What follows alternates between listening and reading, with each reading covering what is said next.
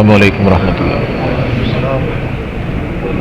قال اللہ تعالی اعوذ باللہ من الشیطان الرجیم بسم اللہ الرحمن الرحیم اقرأ بسم ربک الذی خلق۔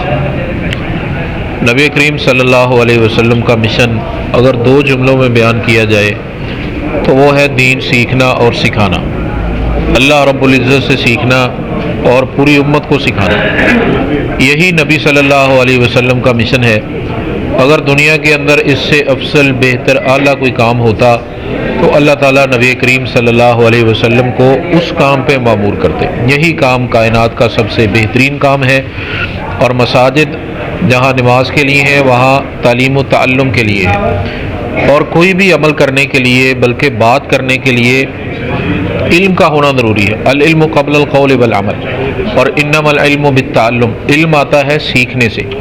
تو مرکزی جمعیت اہل حدیث سٹی فیصل آباد کا یہ انتہائی مستحسن اقدام ہے کہ جلیل القدر امام نووی رحمہ اللہ تعالی ان کی کتاب اربعین کا انتخاب کر کے مختلف مساجد کے اندر درسن وہ احادیث پڑھائی گئیں تاکہ لوگوں کو فضائل کا بھی پتہ چلے، مسائل کا بھی پتہ چلے، اور مساجد کے اندر تعلیم اور تعلم کا ماحول پیدا ہو، دین کو باقاعدہ سیکھا جائے۔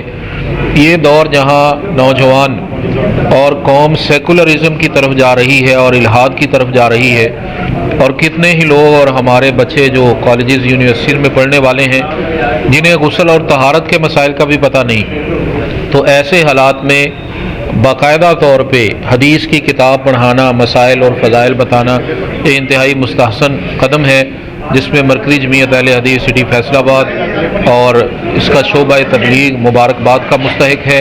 اللہ تعالیٰ اس میں مزید خیر و برکت عطا فرمائے۔